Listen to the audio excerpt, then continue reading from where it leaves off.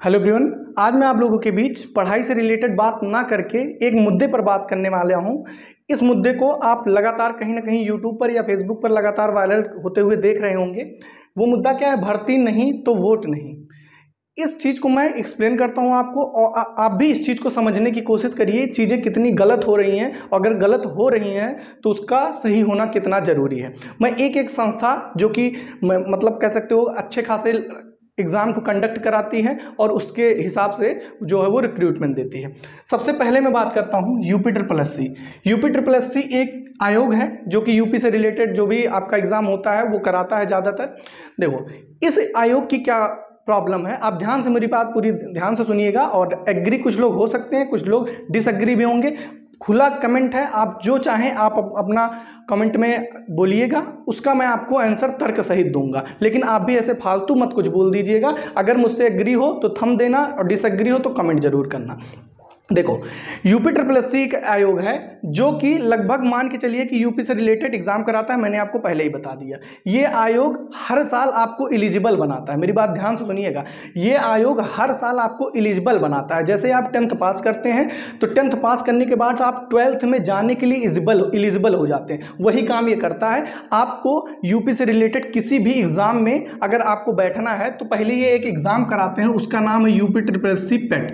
लाखों में लड़के इसको फॉर्म को भरते हैं और पेपर देते हैं, ठीक है।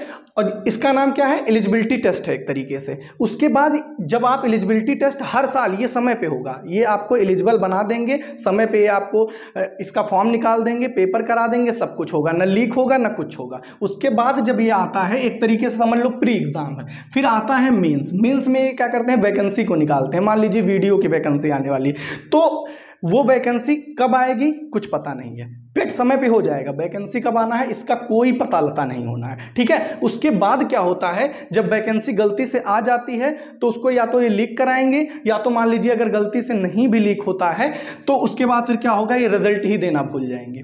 कहे आप देख लीजिए, लेखपाल उठा ले लीजिए या फिर वीडियो, जब इनका मन करेगा तब ये रिजल्ट देंगे, नहीं मन करेगा तो चुपचाप बैठे रहेंगे, रिजल्ट भी नहीं देंगे। और सुनो, सबसे बड़ी समस्या सुनिए, जैसे UP-SSC के थ्रू अगर जो कोई वैकेंसी आई तो ये क्या करते हैं, पेट में आपका कोई स्कोर इनसे मतलब नहीं है। पेट में आप 10 नंबर पाए, 5 नंबर पाए, कोई मतलब नहीं है।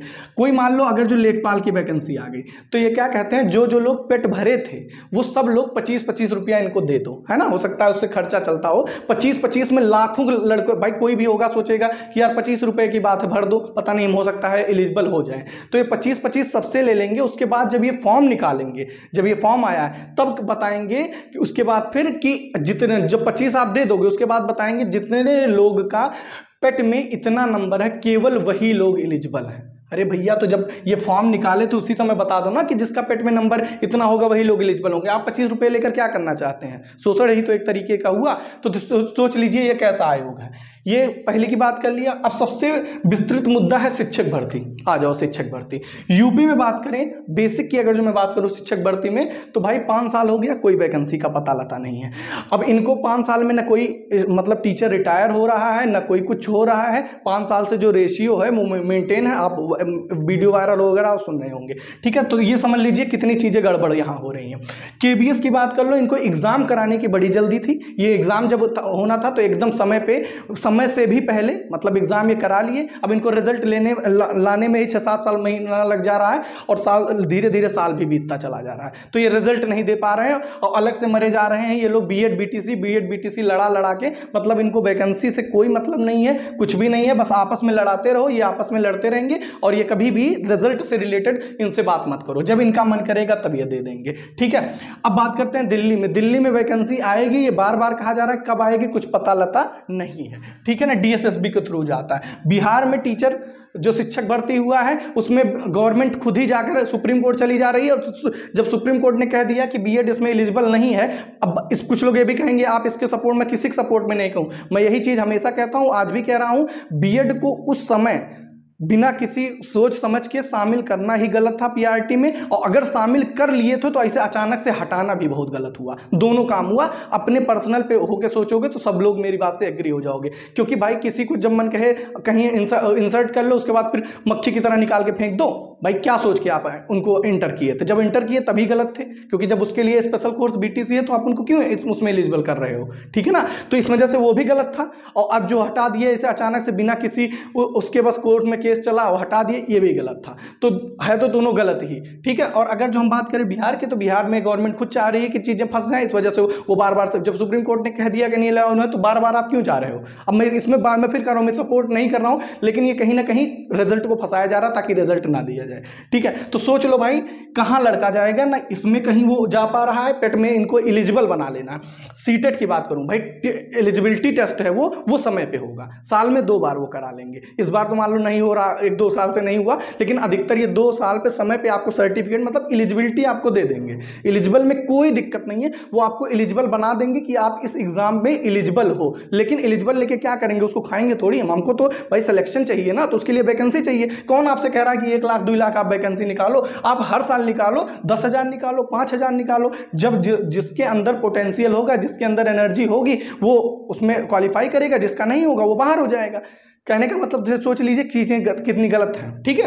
अब मैं बात करता हूं एसएससी और रेलवे की। अगर जो बात किया जाए, एसएससी पहले के कंपैरिजन में अब चीजों को बहुत अच्छा कर रहा है, बट यहां भी वही बात है कि भाई सब लड़के आइंस्टीन या और अच्छे दिमाग को लेकर नहीं पैदा होते हैं, कुछ कम को, तो ये इतना इनका कट ऑफ चला जाता है कि जो नॉर्मल लड़के उनका होता ही नहीं है। तो नॉर्मल लड़के पृथ्वी पर जिए ना, ये बता दे ये संस्था, तो ठीक है भाई, इतना हाई कट ऑफ जाएगा तो नॉर्मल लड़कों का कहाँ से हो पाएगा? आप कम कट ऑफ करके प्री में ज़्यादा लड़कों को मौका दीजिए, उसके बाद मेंस में आपका हाई कट ऑफ रखिए। तो कुल मिला जुला के एसएससी तब भी कुछ हद तक सही है, लेकिन कम से कम ये वैकेंसी तो दे रहा है। हर साल इनकी वैकेंसी तो फिक्स है, 2,000, 5,000, 10,000, कुछ हद तक मैं कह रहा हूँ सही है। रेलवे में भी लगभग 4-5 साल हो जाए, वैकेंसी का अभी तक कोई पता नहीं है। अभी सुनने में आ रहा है कि रेलवे में शायद एसआई की वैकेंसी आई है, मैं कंफर्म नहीं हूं, लेकिन शायद ऐसा है। आप लोग कमेंट करके बता दीजिए। तो सोच लीजिए, अब कहेंगे कि आप एक एग्जाम पे टारगेट करो, यार यहां पे तुम्हें वैकेंसी को क्लियर नहीं करना है, यहां पे भी तुम किसी जब वैकेंसी को क्लियर ही नहीं कर रहे हो तो लड़का क्या जाएगा? बंचेगा कि नहीं बंचेगा? आप हर साल वैकेंसी निकालो। अब जो एसएससी के लड़कों को आप देखेंगे ज्यादातर वो एसएससी पे फोकस्ड रहते हैं। क्यों? क्योंकि उनको पता है कि मेरा ये फॉर्म आएगा, मैं इस पर तैयारी करूंगा, सिलेबस फिक्स है, सब कुछ फिक्स है, तो वो नहीं जाता है। बाकी ये वाले लड़के इधर भी जाएंगे, सबसे बुरा हाल इन्हीं का हुआ पड़ा है।